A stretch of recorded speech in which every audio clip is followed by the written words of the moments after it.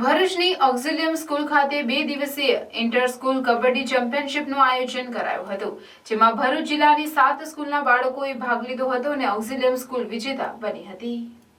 ભરૂચ શહેરના ભોલા વિસ્તારમાં આવેલી ઓક્ઝિલિયમ સ્કૂલમાં બાળકોમાં રહેલી સુસુપ્ત ખેલ શક્તિઓ બહાર લાવવા માટે અનેક ખેલકૂદની સ્પર્ધાઓ રમાડવામાં આવે છે, જેના ભાગરૂપે 4 અને 5મી ઓક્ટોબરના રોજ ઓક્ઝિલિયમ સ્કૂલ ખાતે ઇન્ટર સ્કૂલ કબડ્ડી ચેમ્પિયનશિપનું આયોજન કરાયું, જેમાં ભરૂચ જિલ્લાની અલગ અલગ 7 સ્કૂલના વિદ્યાર્થીઓ ઉત્સાહપૂર્વક ભાગ લીધો હતો, જેથી ફાઇનલ કબડ્ડીની સ્પર્ધા ઓક્ઝિલિયમ સ્કૂલ અને અંકલેશ્વરની એસેન્ટ સ્કૂલ વચ્ચે રમાઈ હતી, જેમાં ઓક્ઝિલિયમ સ્કૂલ વિજેતા થઈ પ્રથમ ક્રમાંક મેળવ્યો તો દ્વિતીય ક્રમાંક પર એસેન્ટ અને તૃતીય ક્રમાંક પર જૂના બોરભાઠા પ્રાથમિક સ્કૂલે પ્રાપ્ત કર્યો હતો। આ પ્રસંગે મહેમાન તરીકે ભરૂચ કબડ્ડી એસોસિએશન સેક્રેટરી જયપાલસિંહ મોરી, ગવર્મેન્ટ ઓર્ગેનાઇઝેશન અને ટીમ મેનેજર ભરૂચ જિલ્લા રમતગમતના હિતેશ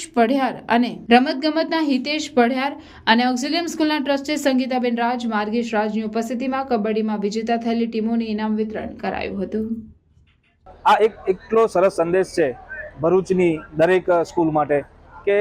કબડ્ડીની રમતને એક પ્લેટફોર્મ મળે। કબડ્ડીની રમત દિવસે ને દિવસે તમે જોઈ શકો છો કે પ્રો કબડ્ડી આજરોજ બહુ ફેમસ થવા માંડી છે। તો નાના અંડર 14 થી લઈને 17 સુધીના ખેલાડીઓને જો આપણે તૈયાર કરીશું, એમને જો મોકો આપીશું ને,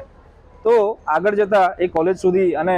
સ્ટેટ લેવલ, નેશનલ લેવલ સ્પર્ધામાં ખૂબ જ સારી રીતે પ્રદર્શન કરી શકશે અને ભરૂચમાંથી ઘણા સારા છોકરાઓ નેશનલ કક્ષાએ પાર્ટિસિપેશન કરી શકશે। હું ઓક્ઝિલિયમ સ્કૂલના આચાર્યશ્રી અને ટ્રસ્ટીઓ અને માર્ગેશભાઈનો હું ખૂબ ખૂબ આભાર વ્યક્ત કરું છું કે તેઓએ આવી ભરૂચ જિલ્લાની અંદર આવી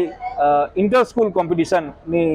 સ્પર્ધાનું આયોજન કર્યું। આ વર્ષે 8 ટીમોએ ભાગ લીધો છે, પણ હું આશા રાખું છું કે આવતા વર્ષે આના કરતાં વધારે ટીમો સ્પર્ધામાં ભાગ લે અને કબડ્ડીનું નામ ભરૂચ અને ગુજરાતમાં રોશન કરે।